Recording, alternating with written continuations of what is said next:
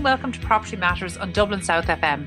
You can contact the show on Twitter, Facebook or LinkedIn at iPropertyRadio, or indeed email hello@iPropertyRadio.com. Your host for today is myself, Carol Tallon, and first up to join us today is Joanne Lavelle, auctioneer, sales and letting agent and property valuer at Michael Lavelle Estate Agents. Joanne, you're very welcome back to the show. It's been a few months since we spoke last. Absolutely, Carol, but time feels a little bit irrelevant since the last time. It's very strange. Do you know what? It is very strange. And the last time we spoke, you joined us at our studio in Dundrum. And of course, now we're recording remotely, and we have been for many months. But as I'm speaking to you, under level 5, the restrictions and protocols around property have changed, but they're still enabling work to carry on. So, Joanne, for yourself and your team, how are you finding things? How are you navigating the current restrictions? So, during the first lockdown, we quickly took steps to make sure that we could keep going. Principally amongst those was the virtual viewing, okay? And really, at very little investment required, we were able to get some tech going that enabled us to deliver these virtual viewings. And so now, you know, all first viewings are conducted on a virtual viewing basis, which is great. Very good. Joanne, excuse me there. Sorry, I'm just going to let people know, apologies. We are recording remotely, so apologies for any sound quality issues. Joanne, there might be some connection issues there. We'll continue and see how it goes, and hopefully the line will hold up. Okay. Great. So virtual viewings, it's good that you were able to access that, because actually one of the things we found during the first restrictions or the first set of lockdown restrictions is that actually demand outstripped supply massively. So actually people were genuinely having difficulty in accessing those services. Well, absolutely, because we have also had a very strong trend now in relation to people from Dublin wanting to move outside of Dublin. So it was really important for that cohort of buyers that they be able to access a virtual viewing. It's been a very important new trend for us in the past couple of months, and we've been able to respond to it. And it's remarkable because it's particularly affecting country homes and affecting the larger homes where people are leapfrogging, if you like, into their forever home and doing so outside of Dublin.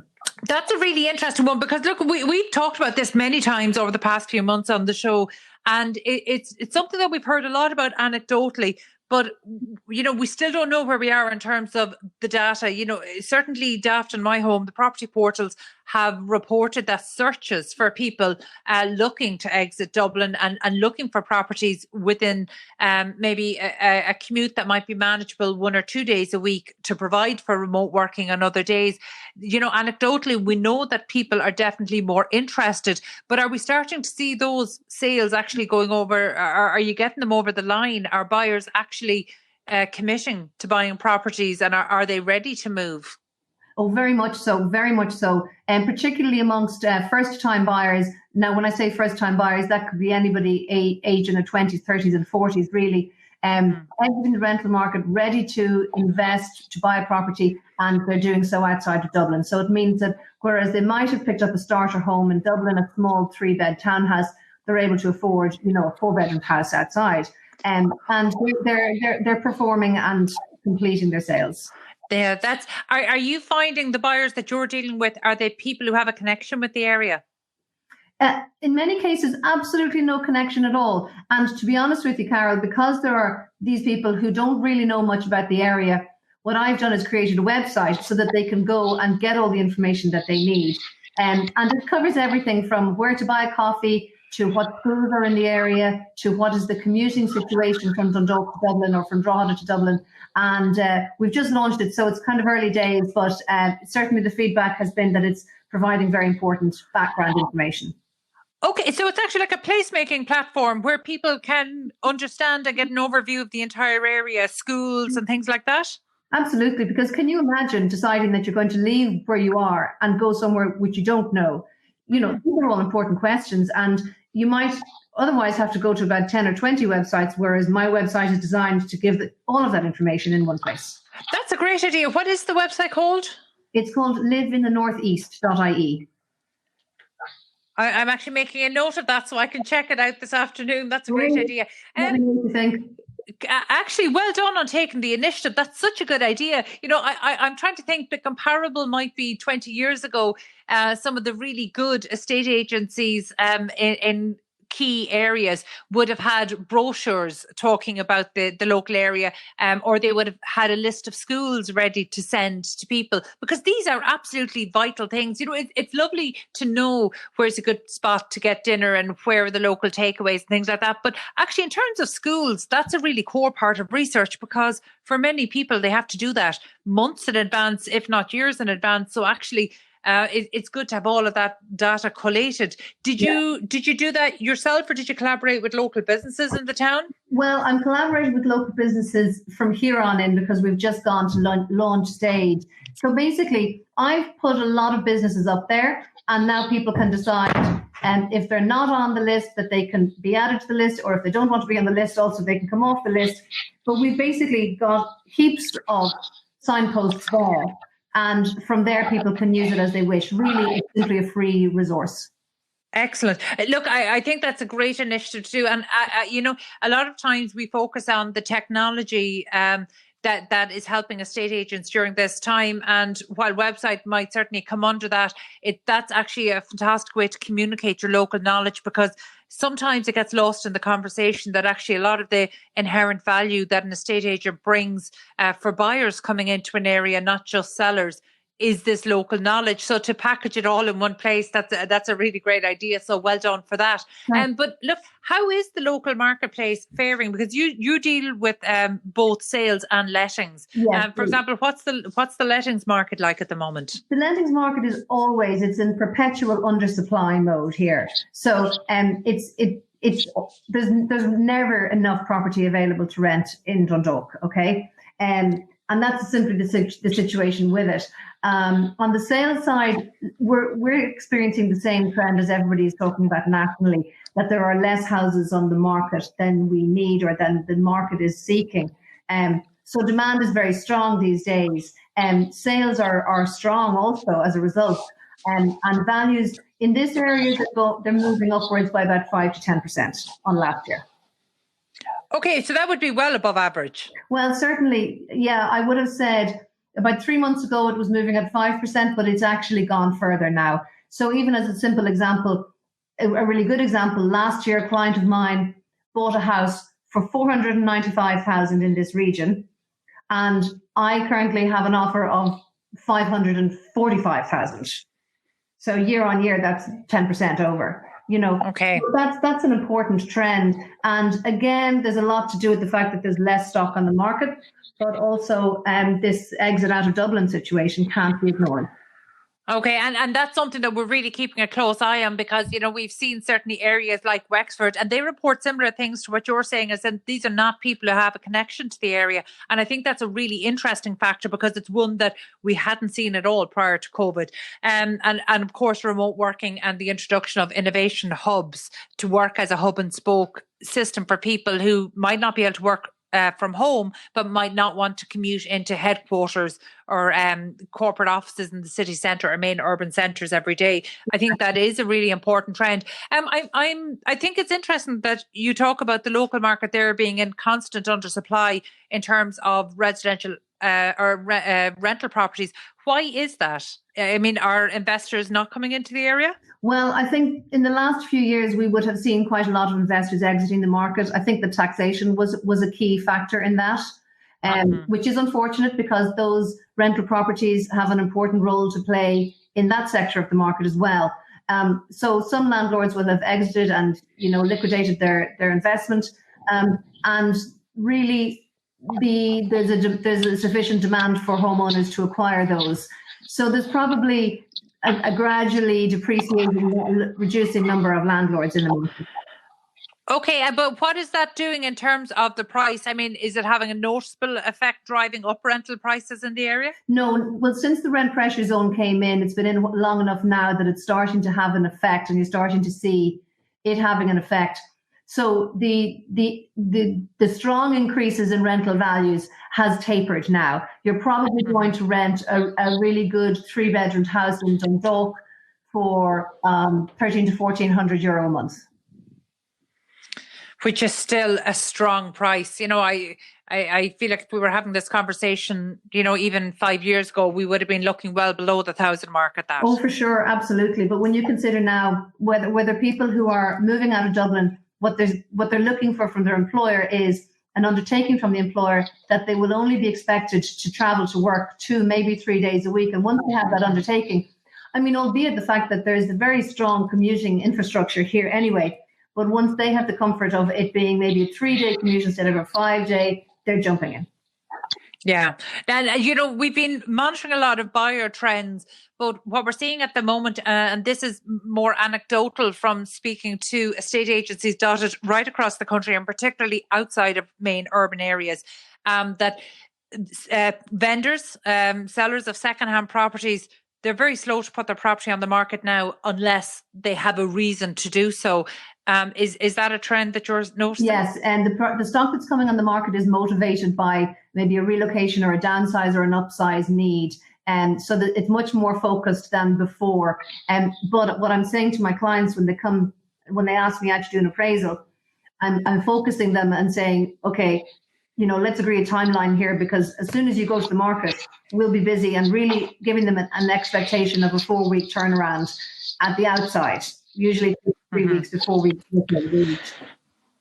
Yeah. Again, that's just a trend that we've seen up and down the country. And unfortunately, it's feeding into the undersupply, because we know that on the construction side, projects were delayed, and that's pushing out maybe some of the expected completion and handover dates of new homes. With little new secondhand stock coming to the market, it really is driving pressure. And I know that that's maintaining maybe some of the price drops that might otherwise have happened during COVID. And again, look, in terms of COVID, I've said it before, and I'll continue to say it for the next number of months. It is still too early to see the full impact of the pandemic on the marketplace. But I think it's really important that we take a look at maybe some of the regional markets every week, because it's a good indicator. So, Joanne, I'm delighted to hear what you're saying, that you're echoing the trend that we've seen about this Dublin exit factor, because at the moment that's all very anecdotal. Yeah.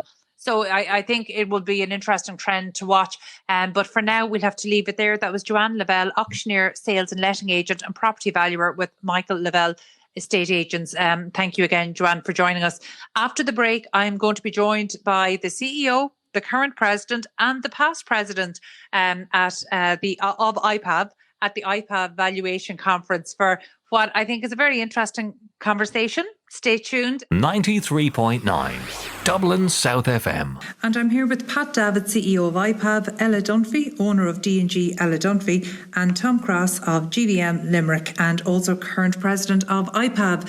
And if the room sounds echoey, apologies for any poor sound quality. We are recording this on location after the close of IPAV's conference. So, Pat, I'll hand it over to you. The conference today, tell people, what was that about? The conference today, thank you, Carol. The conference today was our 6th European Valuation Conference, which we run in conjunction with Dagova, which are the masters of the Blue Book and who author the Blue Book on an ongoing basis. And this conference, we've been running it every year. Last year, we actually had it in the RDS, and we had planned for the RDS again this year. But unfortunately, with COVID and with what happened with COVID as we know it, we had decided to put the conference online. And hence, we did that today, and we're running it here today. And the conference went out online, 5 hours of it. It comes with CPD for our members, because our valuers must get CPD every year, 20 hours of CPD. So the conference, it carries 5 CPD hours, plus there's an informal section to it as well, where people sign and do some reading before the conference, and they get an additional 5 hours for it. So that it's very useful to members for the CPD. It's very useful to members because we always try and attract international as well as European, English, Irish, and also some international speakers, and speakers that are speaking completely on valuation. So we've had some today from England, we've had Irish speakers, we've had American speakers, and we've had somebody from Brussels. So we've tried to keep a different sort of a flow of valuation, that people are aware of what's going on in valuation in Ireland, but also they're aware of trends across Europe and across America. And that's what we originally tried to do. And today I think was no different, except that we entered a tech section into it today, which we've never done before. And this tech section is really on tools to help the valuer to make their valuations and to make them stronger by using comparables and showing them how to get the information and the comparables. So that overall, I think the conference obviously is over. Overall, I think the conference went exceptionally well. It was a one-off from our point of view. Hopefully, maybe next year we'll be back in the RDS again. Who knows?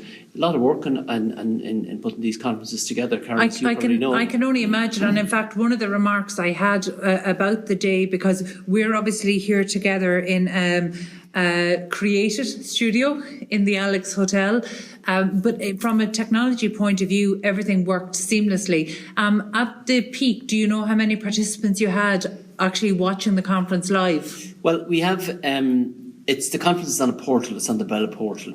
So that particular portal, we had 700, actually we had almost 700 people signed into it. So there were different times of the day, there was different people on and off. And the way the portal is based is that you can come on and off for different speakers, even though when you're doing the CPD, the Irish valuers, there's 450 of them odd, they would be there for the whole of the 5 hours. But there's a lot of people in Europe and America on the Brella portal, so they can sign in, they can come on, come off, they can do what they wish when they're on or off. You know, they can watch a speaker, they can watch all the speakers, and then we had a virtual exhibition to go with it today, so they can actually visit all the exhibition booths, which again is very, very important. So I'd say 700 people or 700 delegates we've had on at some stage today. Very good. And moderator and host Ivan Yates made a very good point there. You know, he spoke about the business model of a conference like this, and actually the buy-in from exhibitors and the engagement from the audience is massively important, and it can't be taken for granted in a virtual environment. So the Brello platform worked well, and there was a mechanism there for feedback from the audience, or the virtual audience as it would be, which is very important. We're also joined, as I mentioned at the top of the show, by Ella Dunphy, owner of D&G Ella Dunphy, who was also one of the speakers today. So Ella, before we get talking about your presentation, what was your highlight, or who was your highlight of the day today? Because as Pat pointed out, there was a lot of international speakers and maybe some perspectives that we mightn't have known before today. Yeah. Thanks, Carl. Well, my own contribution today was all about Tagova and the European valuers and a new product that we're bringing to the market, which is the business valuer and how to become a business valuer. Today was a great opportunity to launch that and, if you like, to inform people of where it is at the moment. Despite COVID, there's progress being made, but it's actually slow progress, I suppose, considering what we intended doing 12 months ago. There was a lot of highlights today, but I suppose if I was to pick one, I'd pick Nick French, who really contributed fantastic, I felt, to the day. But I felt everyone, all the elements that made up the whole conference, it was just free flow. It was brilliant. Ivan was a great moderator. You were a fantastic moderator yourself. I think we just encompassed everything today, and I think IPAV, Pat Davitt and the team behind it was amazing. It was a great accomplishment, and we're very proud of it. Yeah, no, absolutely. And, you know, one of the things throughout your presentation when you were talking about the valuation of businesses, there was certainly maybe a realisation for me that we use the term auctioneer sometimes meaning it almost exclusively around property, and that's not necessarily the case. So in terms of valuing a business or other such assets, you know, in terms of valuers in Ireland, do we know what proportion of valuers would work maybe not in property? Well, there's a large element of people who only value, or don't mean only value, but they specialise specifically in valuing. I suppose the term auctioneer, historically, it was an auctioneer who sold property and land, but now it encompasses a huge amount of professional services that an agent gives, and valuing is a huge one. And I suppose this is where Tagova are homing in on it, if you like, to make more qualified valuers that can really create, deliver on all aspects of valuing is really correct. It's not just about valuing estates or valuing real estate, rather. It's about valuing businesses. And there's many purposes out there as to why businesses need to be valued. But of course, when that happens in Ireland, as we all know, it's really just done by the financial sector. Generally, I suppose accountants do multipliers on trading figures and they come up with a number. Okay. But there's far more to those numbers when you look beneath the surface. I can imagine. And I could also imagine that a locally based valuer would have insights in terms of a business that might not be reflected in the balance sheets. Would that, like, you're based in Kilkenny City. Yeah. So obviously that's a regional city, both with a number of large market towns around it. Yeah. Well, I suppose when you look at trading figures, generally speaking, if you're valuing a business, you look for maybe 3 years figures. But unless you're a qualified business valuer, you're not going to look beyond those figures. However, as a qualified business valuer, you're actually, part of your expectation is that you state whether the figures are audited or not. But there's no set of figures going to tell you that, say, a business changed hands in the last few years, or shares have been divided out in a business, and in particular if an ownership has changed, because that's very reflective on how a business performs. Mm-hmm, absolutely. And I presume local competition and the local environment would play a part in that. Oh, totally. Yeah, totally. There's a lot of, I suppose, elements to valuing now.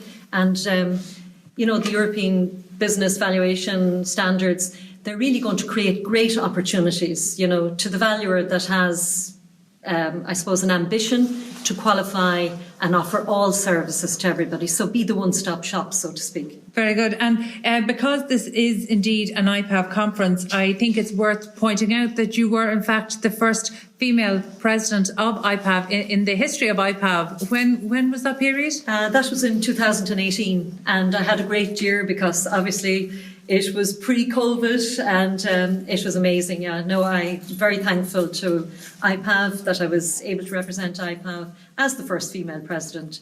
And it was just an amazing experience. Very good. Yeah. Well, then we'll direct our attention to the current president of IPAV, Tom Crosse. So, Tom, thank you so much. Your own firm, GVM, is based in Limerick City Centre, but I would imagine through your work with IPAV that you would have good insights maybe into how your members are finding things, particularly during COVID. But first of all, let's start with Limerick. What's the marketplace in Limerick like? I'm based in Limerick City. We've offices in Kilmallock and Tullamore. We've markets in Carrigallen, Abbeyfeale and different parts of the country. But my main involvement in the industry is very much property related. Obviously, during lockdown, we were all very, very concerned about how the market was going to materialise, what the outcome of or the fallout would be as a result of COVID. I think in the early weeks of lockdown, a lot of agents around the country had sale cancellations. You had people who paused deals. You had people who looked for their deposits back. You had, as Pat alluded to earlier in the conference, you had lots of bold predictions by DSRI, among others, predicting price drops of 10, 15, 20%. And in fact, some banks were predicting, like KBC, were predicting up to 20%. Absolutely. When we re-engaged in early June, it clearly became evident to us that there was still an appetite out there among the public to buy property. The pent-up demand appears to be there for certain type of assets. Residential bounced back very, very quickly. I think every agent in the country made up some of the ground they lost in the preceding 3 months. June, July, August, September and into October was very, very busy until lockdown again. And we've all recovered reasonably well. Land has been selling well, as we alluded to earlier as well. Industrial properties are letting and selling at a pretty speedy rate. The obvious concerns, again, are obviously retail and the whole advent of online shopping. The hospitality sector obviously is going through challenging times and difficult to see, how pubs or restaurants or hotels are going to get back to some sort of normality. But overall, I think we all agree that the market is reasonably good, given what has gone on and what has taken place. Looking into the crystal ball to next year, hopefully that will be sustained. There's no reason that it shouldn't be. Obviously, the government are throwing money out there to try and sustain economic activity, and that should feed into the property market going forward. So we're looking forward with a certain amount of optimism. We may have other lockdowns, we may have other pause periods of business, but that's the way and the world we live in at the minute, so we can't avoid that. Very good. Tom, GVM That was originally Golden Vale Marts, wasn't it? Founded in 1958 by a group of shareholders who wanted to have their cattle sold locally, and they all put their hand in their pocket and they created a little mart down there in Kilmallock. And from there, it's a shareholder-held company. From there, it grew and they acquired other marts, and they purchased a mart in Tullamore and in Carrigallen, and then we were in the property business in the mid-70s, and we opened in Limerick in the early 80s. Okay, and have you been involved then since the 70s? Since day one, yeah. Very good. Because I know that IPAV is celebrating its 50th year, which makes you the 50th president. And I don't want to use the term unprecedented times, because I think we can all remember 13, 14 years ago, there were very difficult times as well. In terms of a legacy, what do you think 2020 will be as a year for your members and for your industry colleagues? Well, I'll be known as the virtual president, Carol. Yeah. They see me on TV only, or at this type of forum. But I was there before in the flesh back in 1998. So I've done my time in that respect. But yeah, it's very, very different. It's unusual. It's there's no personal contact other than the immediate colleagues that have to travel to these functions out of necessity. But we miss the interaction. We miss meeting our council colleagues. We miss meeting our own colleagues in the various cities and towns around the country. And we had plans to kind of do workshops around the country, go to the various centres and meet our members.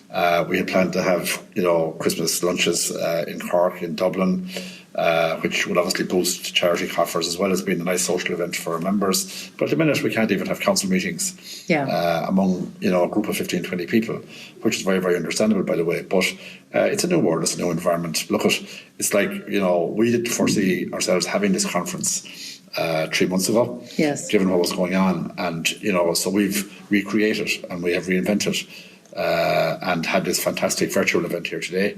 So needs, must, and things happen, and out of necessity, are born new ideas and new concepts, and that has happened. Absolutely. Like today, and our businesses will reinvent. We'll be doing, I live in the area, Mars are now doing online selling. Yeah. So if you suggested to me 6 months ago before COVID that farmers would buy into the idea of buying cattle online, right? And I saw the first sheep marts online you'd be scoffed as well. at, right? Yeah. But COVID has forced that. Yeah. And instead of us having public auctions of land, we now have to use the online platform. So we all adapt. Of course, and in fact, one of the speakers today, Ted Jones, really made that point about the period of COVID and the pandemic restrictions, that creativity grew every day. And I think that's so true. But Ella, just listening to Tom, and I won't refer to him as the virtual president, but he did.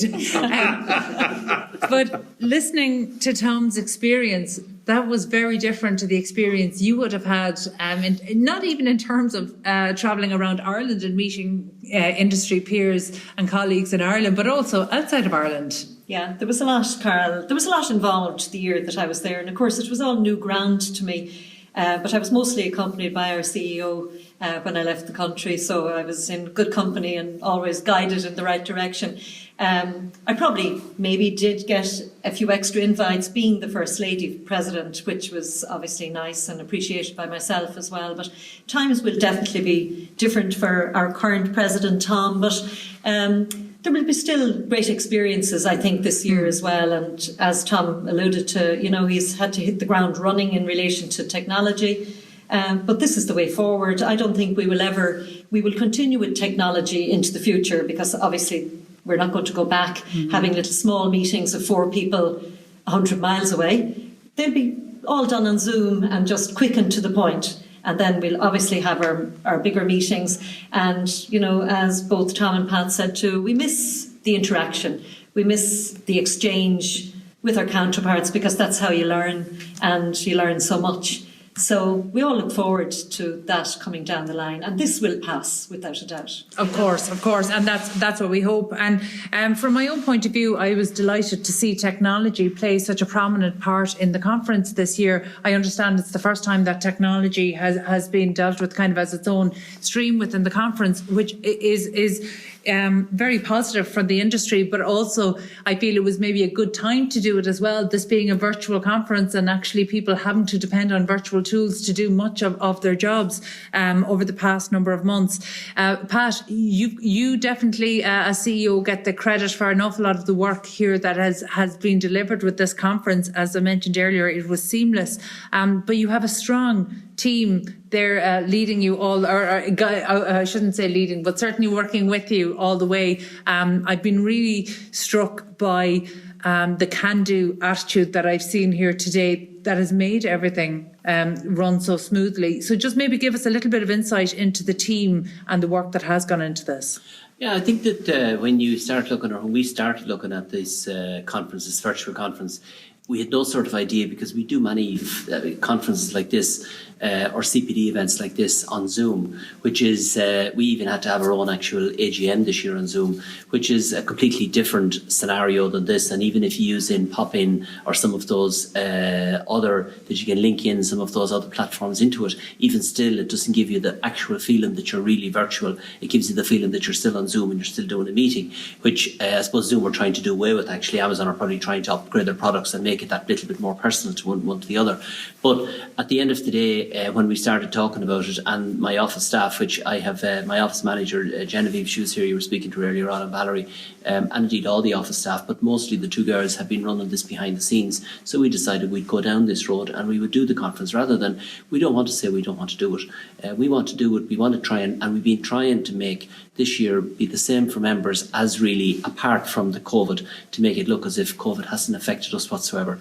And to date, actually, COVID probably hasn't affected us an awful lot, except that, as Tom says, which is really, really true, that we haven't, that personal part is gone, but it will be back again. But the actual choosing, I suppose, a partner for something like this is the biggest problem. Like the Umbrella platform is, we've looked at it and it's fantastic. It really is, and it gives people that are on, and us as well, like IPAV, it gives us fantastic opportunities, because you can do so many things with it. Mm-hmm. And from the delegates' point of view, they can do so many things with it if they want to. And the interaction then with the exhibition on it is really, really good. So that I think we all had the idea that it wasn't going to be as much work as it is. But when you're starting to look at this project and you're starting to do it, and you have to upload and download and do this and do that, and like even the booths and everything like that, even our own booth that we put in, actually, and you have to put in all this different stuff to it, and we've been up and down with this as to what we should, what we shouldn't do. Like all of the delegates, they all have to be checked and rechecked, and we have to sell them on one platform and then pass them on to a different platform. So that it's a terrible lot of work. But the Umbrella staff have been fantastic, like Hilary and Averly, the girl that works it, or Averly that works it. It's simple to work with. Yeah. And people that want to make it happen and want to make sure that you get what you want out of it. And that's it. And more than, like, you know, we chose the moderators like yourself and Ivan Yates today, like, again, all people that are there to help. Mm-hmm. And that's really the sort of people that you want to be dealing with. So if you're able to deal with all of those, and you're able, then you have the stomach to do the work behind the scenes to put all of this stuff up on a platform, well, then I think you're fine. But if you don't have it, and you think that it's going to be just the sort of thing that I'll turn up on the day and say, look into a camera, well, then I'm afraid you're on the wrong trot. It's definitely not that. Look, the event really went off without a hitch, which is amazing for the scale of the attendees and the scale of the event. And so that's a huge credit to your own team and the event partners, which is important. For me, we prior to COVID, we did a lot of events, and one of the things that I miss is certainly being able to, at the time of presenting or even speaking to an audience, not being able to gauge the reactions on their face, because I would, it is so easy to read the body language of people in the room, and when you've lost people or when you've gained them, when you've upset them, or where you haven't quite told them enough. And, that's a really important element. And that's something that I personally miss through the virtual events. And I think the closest we get to that is the likes of engagement through the Slido app, which is almost like a Q&A forum. But a really important facility there is that people can upvote. So if there's a question there, people can vote. And it's a great way to get a gauge. So actually throughout the conference today, I was trying to read the virtual room by not just the comments on Slido, but actually how many people liked them. And a couple of really key themes came through, because on the technology side, We spoke to Adam Ferguson of Daft in relation to the new valuation tool. We spoke to John Kennedy of For Property. He spoke about the IPI platform. And of course, we spoke to Maeve Hogan, CEO of the Property Services Regulatory Authority, and she spoke about not just the residential property price register, which most people would be familiar with, but also the commercial leases. And in fact, a number of questions came up about that, to the point where I could see there actually was a genuine lack of understanding as to how those databases are populated, where the information comes from, what limitations there are on the Property Service Regulatory Authority to actually edit the information, which of course they can't edit, they can't correct, they can't rectify anything, and they can just publish as it is sent to them. And one of the things today, while I'm a huge advocate of technology, we need to be really honest about its shortcomings. And I think today was a good conversation starter around the shortcomings of the technology. And I don't think it was as much about the technology as the data being fed into it. We have made massive strides. Because I remember this industry. I remember doing conveyancing in an industry when we didn't have the National Property Price Register. So it's important to acknowledge how far we've come. However, I don't think that's sufficient at the rate that technology is moving and at the rate that data is being consumed, but also in terms of our own demands as professionals, but the demands of consumers. The demand is for more information, definitely lots more information in real time. So even the weekly uploads, maybe updating those databases are not going to be enough long term. There is a need for actionable information, and from that point of view, it needs to be valuable.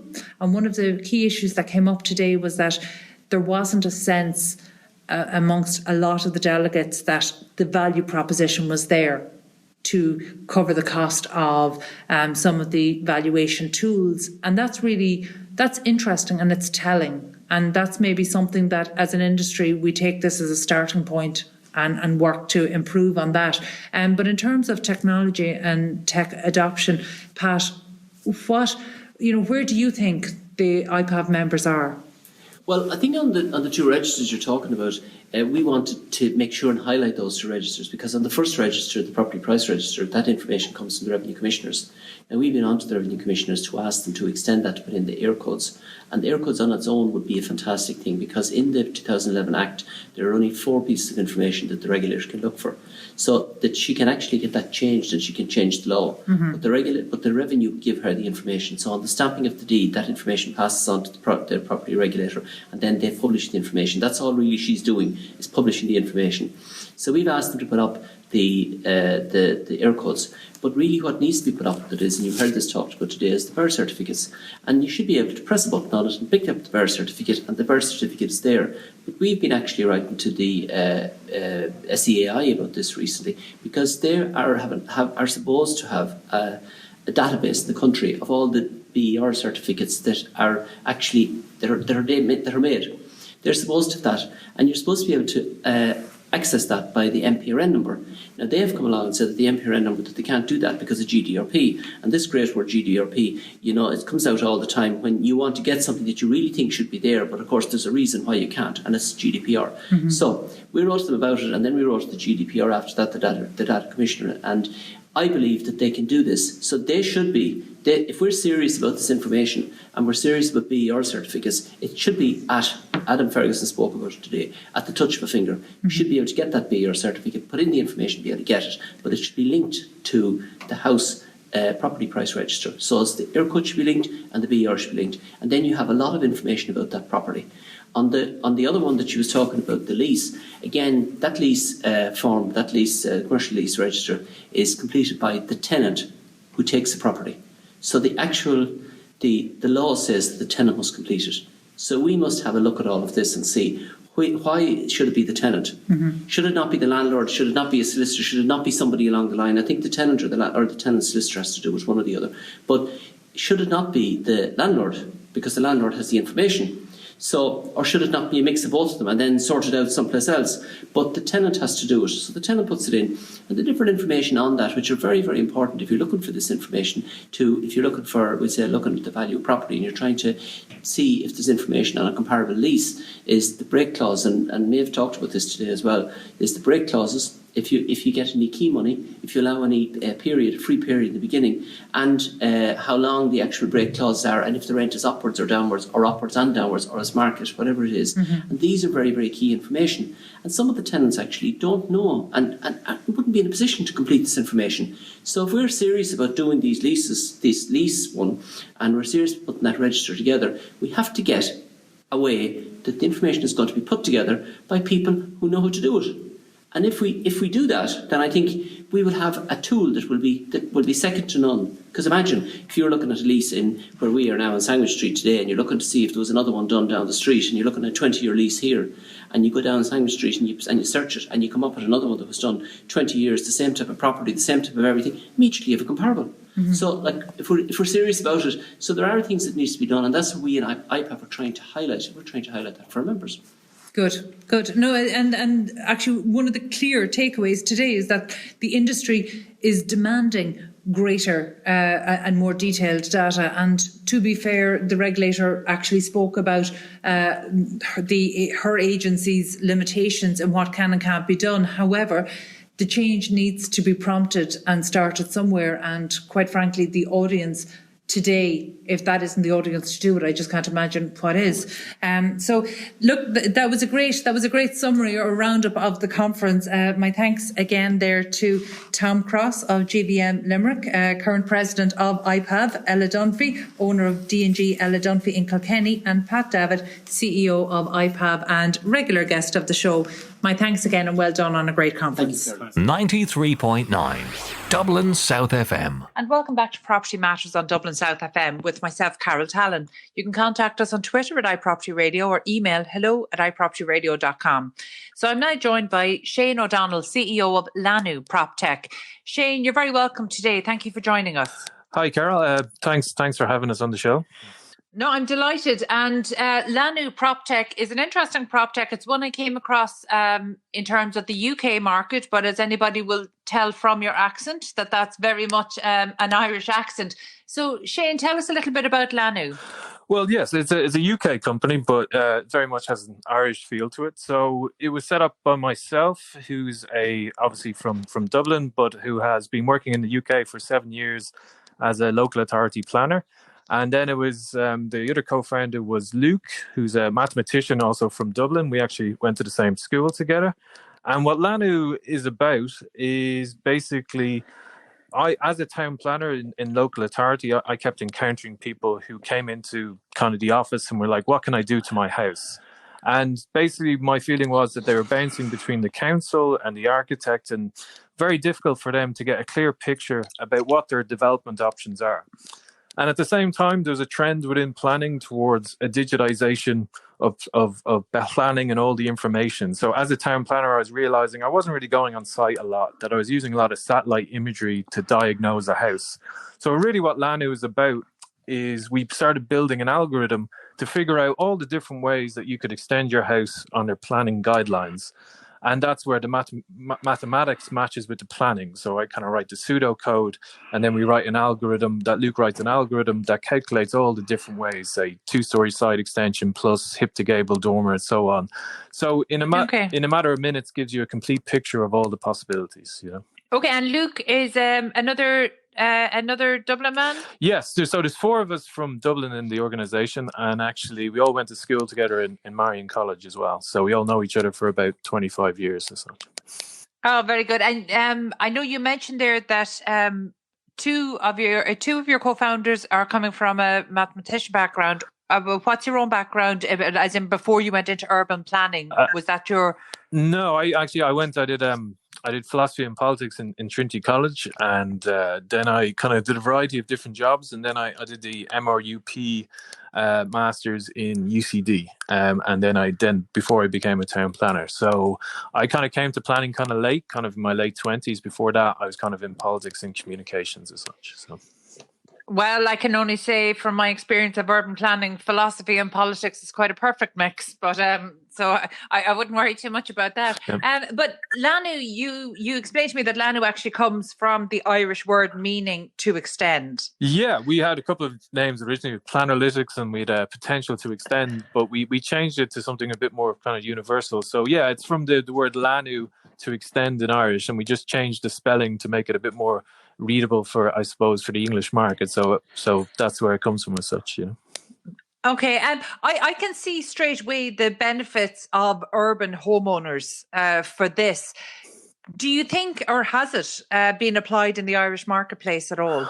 I haven't seen anything in the Irish market quite like that, I suppose. But we've kind of looked at it ourselves because obviously the English and Irish planning systems are quite similar. So, say, for example, you'd have exempted development instead of permitted development. So it's a rule-based system and it's kind of similar system. So we think the algorithm would work quite well in Ireland. But I haven't seen an Irish company quite the same, no. Okay, and in terms of Lanu, when did you establish? We established at the end of 2018, and so still very new. Yes, very new. I think we spent the first about 6 months just really working on the algorithm. We kind of built it from scratch, and really it was a very kind of creative process over Skype of trying to figure out, okay, how do you break down a house? How do you build these rules? And then at a crucial point, I suppose it was with Ron and Lorcan came involved to kind of maybe this, because when you're building an algorithm like that, it's quite intense. And then it was kind of like, okay, you guys need to talk to other people. And that's the role of Lorcan came in and was just like, this is a great idea, lads. You need to start engaging with the kind of startup world and turning it into more of a business. And then Ron came in from a design point of view because we create 3D models of all the different options. So when we put it into the system, we actually create CAD files of 3D models of the house of all the different options. So there's a huge design element, because what's the point of figuring out all the options for a house if people can't understand them as such, you know?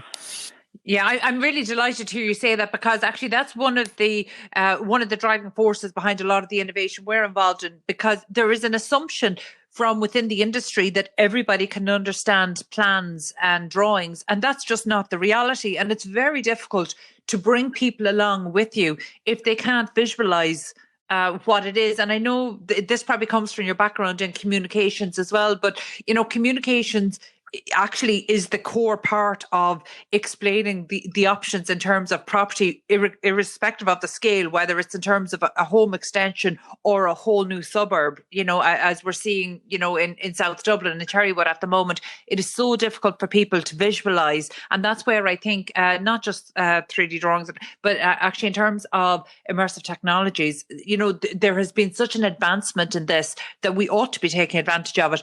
But in terms of the algorithm, it occurs to me that if you're dealing with consumers, there is an element of every house is unique to a certain extent. So how do you factor in that? Well, that's the painful bit. Basically, you have to, like, a square house is fine, but not all houses are square. So you have to kind of create loads of different shapes of houses. And every different shapes of houses, the algorithm changes or the possibilities changes. So you have to use this laning of the different types of houses. So that's where it gets really tricky. Say in London, you have a lot of 2-story outriggers and your PD possibilities are different based on that. So that's really where my planning knowledge comes in key, is in the sense that I was working as a town planner for 7 years in around different boroughs. So I saw the vast majority of how the different rules can be applied in different situations. So I think a strong point of what we're doing is we're coming from that hard planning background. So a lot of the nuances is built in, and we think the accuracy is such a level that we can help kind of the public sector. So you go into that's one avenue we're exploring, where you go into your council, and basically this can help planners kind of make sense of the regulations, Okay, and we talk about the regulations, but as you've mentioned, you worked in different boroughs, and if the London market is anything like the various local authorities in Ireland, there can be a slightly different interpretation of those as well. How do you factor in that? Because that comes into quite a micro level then. Yeah.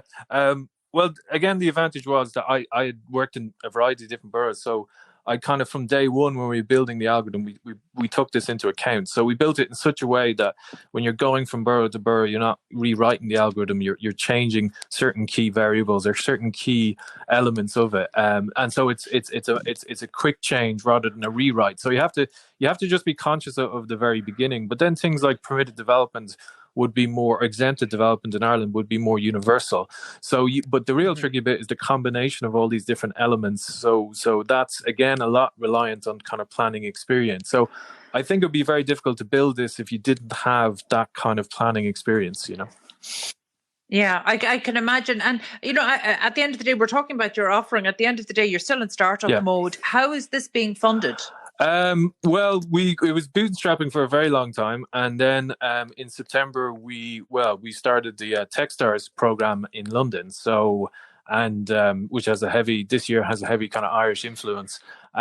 So basically, that's kind of sustained us, but we're just about to kind of start a fundraising at the moment. So it's been bootstrapping for a long time, but I think in some ways that's been good because there's a variety of different actors or stakeholders who could benefit from that. So we've needed time to figure out, okay, what's our offer? Who does this benefit most, and where's the kind of the business going to lie for us in the short term? So.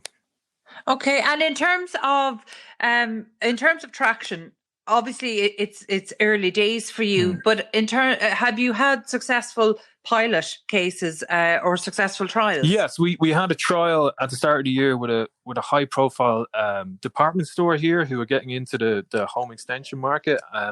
So we had a trial kind of start of the year, and then it was interrupted a little bit by COVID. But I think that the space for home extensions is changing a little bit, in the sense it's the bigger names or bigger brands are getting involved in doing home extensions. So we're engaged with a few of those where we're trying to kind of use this technology to help their offer, say people with bigger names than Lanu as such. So that's a lot of our focus is on that as such, So. Okay, and from the early trials you've done and from the people you're speaking to, because as you've outlined, there are two avenues for you, whether it's directly through the consumer route, the individual homeowners, or perhaps through local authority. Where do you see the future growth coming from? Well, I think the future growth really will come from the more real estate side of things, in the sense that, like, when you're thinking about, we think we're most important at that very early stage when you're thinking about what extensions I can do. But really, if you go back in the line of that, before you even think about those extensions, you have to buy the house. So I think at the very, very early stage, when you're looking at a house and you're trying to figure out what are the possibilities, I think a tool like this becomes very valuable. But I'm sure, as you can appreciate this, then you're in the world of kind of, I suppose, a state agency in that early stage where everything's a bit frantic. So kind of getting traction at that early stage, I think, can be a little bit difficult. But we think from a consumer point of view, like, who hasn't looked at a house and kind of thought, oh, what can I do to this house, So. Yeah, well, actually, I suppose if you follow that thinking all the way through, when it comes time for selling a property, is this something might report from you guys outlining what can be done with the property? Is this something that might feed in almost as untapped potential? Might that feed into the valuation of a property being brought to the market? Yes, I think we're talking to kind of people who kind of more daily deal with kind of buying and selling houses, or organizations that do, and that's some of the feedback we're getting kind of early, is actually could be also quite valuable in the pack of if you're trying to sell a house as well. But at the same time, it is in the end just advice at a certain point. So it's not like it's like we're not in that surveying thing. This is just like, this is our opinion of what you can kind of do to a house. But definitely, I think a lot of houses are bought and sold without that potential really being investigated as such. So I think it applies both to the buyer and to the seller as such, Yeah, I think that's a really interesting potential application there. And it's certainly something that I'd love to hear more about as the business progresses. So you mentioned there that have you just started on the Techstars London program? program? Well, halfway through. It kind of finishes up in early December. So we've kind of done 2 months. So it's sort of just a month and a half. So yeah, it's been great. Very good. And there's not another proptech company, but there's another Irish company, Audio, in the cohort as well. So Excellent. And my understanding of that, if it's like the other Techstars program, that it culminates in a pitch day, so that there is the opportunity for you guys to pitch for support and investors at that stage. Is that something that's on your radar? Yeah, well, I just had a meeting about that this morning as such. Yeah, so it's you're not really pitching for investment, but you are pitching just to kind of show how the program has helped you, or where you are with the company as such. So this year it's kind of obviously being a bit different with COVID, but I think Techstars in general have adapted quite well to that changing circumstances. So I think what we're really trying to show is that idea, is that ideation, is that really we can help. We discussed previously that it's difficult for people to understand planning. So we're looking at kind of 3D models as well, but we're also looking at combinations with AR technology as well, that you can kind of see to make it easy for people to see the possibilities. Yeah, and look, that's really the only way to help people understand if they're not from this planning background, and that's something that we've certainly found over the time. And immersive technologies, whether it's virtual or augmented reality, we know that can be such an asset. Shane, I'm delighted to hear about Lanu, and congratulations on getting on the Techstars program. Best of luck for December for the pitch day, and I look forward to hearing more about it. So again, thank you for joining us today. That's it from us on Property Matters today. Thank you for listening in.